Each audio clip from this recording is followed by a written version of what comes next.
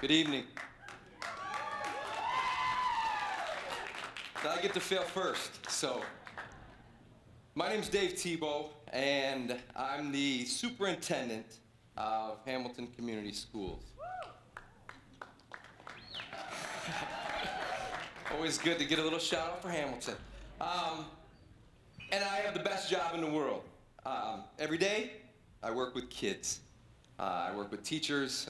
I work with people that change lives. But I work in an industry where failure is a bad word. And it's time that we change that for our kids and this next generation, and for ourselves as well. So I get to tell you a story about failing. And when I was first asked, they said, "We want to come and talk about a failure." I said, "Sure, that's easy. But I'll get you out of here before 11, because I've got a list." But my story needs a little bit of context. I am the son of a principal, the son of a teacher. I feel bad sometimes my kids have a dad as a superintendent, and that can't be an easy thing. I know that the snow day calls and the pressure for their dad to make that snow day call really is not fun for them, and not fun for me either. But I grew up, and my dad was an elementary principal, and my mom was a high school home ec teacher. She taught all of those life skills classes before we've legislated all of that out. And we just go to the core stuff now. And so home ec and independent living and interior design and all those things that she taught have gone by the wayside. So I had a lot of stress to do well as a kid. When your dad is the principal in elementary school, it's not so fun. But then when you transition into middle school and you're that awkward preteen kid who's discovered girls and acne and his body smells funky and all those weird things, and your dad then becomes the principal of the middle school, that really sucks. That's a whole nother level of pressure that I wouldn't want to put on anyone. And then I get into high school and my dad becomes a superintendent, and thankfully it was a superintendent of another district. But in hindsight, at least my kids have the dad that's the superintendent, and I'm removed somewhat from their day-to-day. I got to see my dad every day, and sometimes good and sometimes bad. And there's a whole other story about my grades and the teachers kind of making some adjustments for my, at that time, undiagnosed ADHD, and, "Oh, it's okay, he's just comfortable. Oh, it's okay, he's the principal's kid. Oh, we don't really want to discipline him because then we got to go talk to the principal too." So I got away with some of that stuff.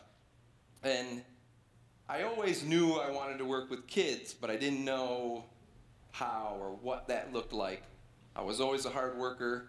Started when I was 12 years old, mowing neighbors' lawns, and 14, I got my work permit, and Michigan Speedway was right down the road, and went there and started serving pop to Roger Penske's son's hockey team, and did well there. And then I got invited to serve food in the Penske suite, and then moved myself into the infield suites. And so I was doing this catering and concession stuff as I was a kid, and I thought, man, maybe I won't go into education like my mom and my dad. And then I graduated and I went off to college, and I continued to work catering concessions. I'm in college and I don't know what I want to do because I wasn't very successful in school. I didn't get good grades. There was a fear and a feeling of failure in that in its own right, because when your dad's the principal and your mom's a teacher, the expectation is that their children do well academically. My sister got all A's. My younger brother got all A's. And for me, I went because it was a means to play basketball. It was a means to go to track practice and to play golf. So it didn't work all that well. So in college, I didn't know what I wanted to do. And I defaulted into said, all right, I know I want to work with kids, I'll teach. And so I went into the teacher ed program, and I worked through all my undergrad stuff, and in the summers I'm working for the catering company, and now I'm running catering and concessions for our off-site stuff. And so in the summer, I'm hiring my friends to work with me so I could see them, and things are going well. And I finished my coursework in undergrad to be a teacher, and I have to make a decision. Next is student teaching, and at the same time, I've got my employer saying, come work for us full time. We can give you a job. You'll make good money. And so I did. And I decided I wasn't going to teach. And about a year off of being done with school and a little break, I decided that working 80 hours a week and being on call to catch trucks that showed up at the Speedway with frozen food in it that somebody had to come unlock and put in the freezer and unload so the driver could get out, and never being at home for more than 2 weeks and never having a chance to date anyone because nobody wanted to date the guy who was never here, and 2 weeks in Detroit and 2 weeks here and all around, I decided, okay, this isn't the type of job that I want, and I missed working with kids. So I went back to Spring Arbor, the school that I went to college with, and I said, I got to student teach. So I did everything that I needed to do to become a student teacher. And I got a phenomenal placement. T.A. Wilson Elementary is in Jackson Public Schools. It's the inner city elementary. And as a kid growing up, that reflective person in me always said, I want to help the kids that didn't have what I had. I had everything I needed, especially educationally.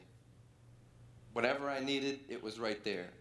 And so I felt like I needed to give back, and I needed to do something for kids who didn't have all of what I had.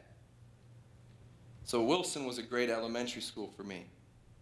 So I started, and I worked with two ladies, and I was in a first grade classroom because I figured not very many males are in elementary education. I wanted to be that male role model, that figure for them that these kids could connect with. So I start my student teaching experience, and I think things are going well. I had a student who came in, and he was late for school, and I pulled him aside, and the kids were working on something. I start to talk to him, and he gets teared up, and he's sorry that he's late.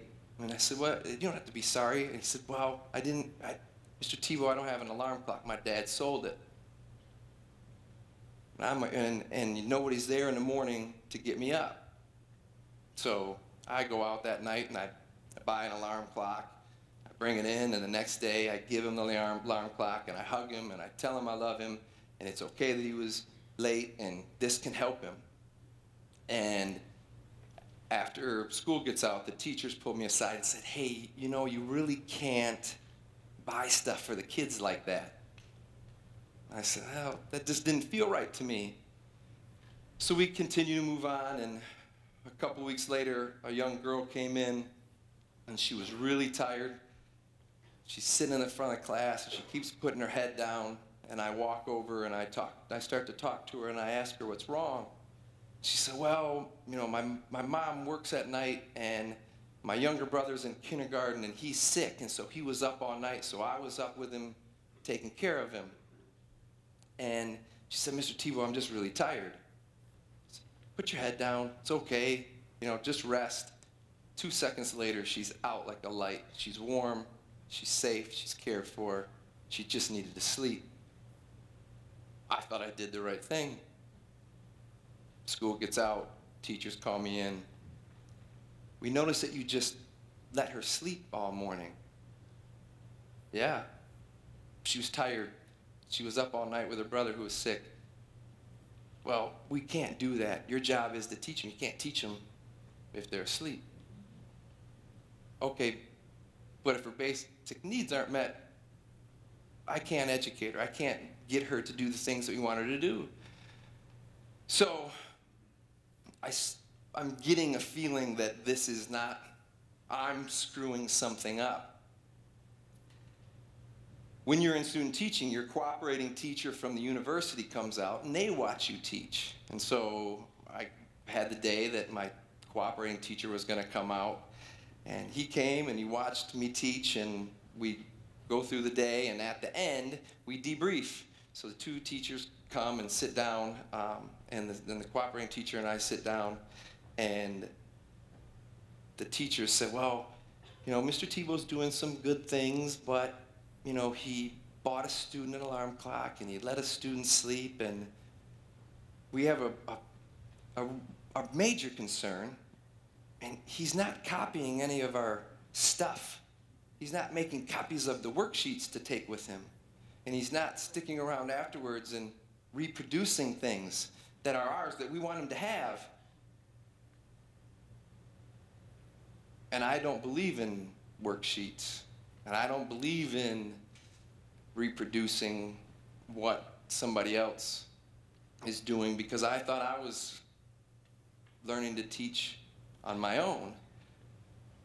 So I'm a little worried that things didn't go very well. But I'm going to keep doing what I'm doing because I love kids and I'm excited. And every day I got up and I was excited. I went in and I'm working with kids. Parent-teacher conferences come, and I'm sitting on the side, and the teachers are talking to a mom who comes in with her daughter, and mom is in a shirt that is stained and pajama pants and slippers, and the daughter is there, and they're talking about her son, and the teachers spend 15 minutes just talking at this mom, and I'm watching this mom just become overwhelmed with all of what she's done wrong and how she's not helping her son.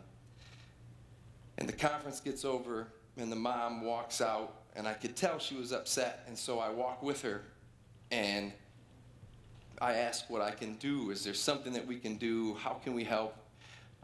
What is it that we can do? And mom proceeds to tell me that she brought her daughter who's in high school because she's going to go back to jail. She smokes crack. She admits it. She violated probation. She goes back in next week, so she wanted her daughter to hear what was going on, and that if we needed to talk about her younger brother, that it's going to be her sister, his sister, that takes care of her.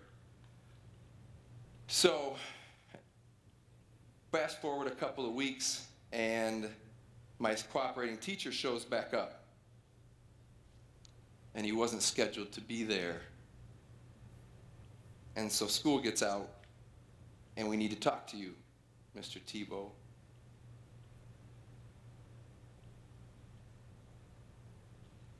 I sat down and listened to 3 people tell me I'd never make it. The teacher looked me in the eye and said, Dave, we appreciate your effort, but you're never going to be a teacher. Thanks.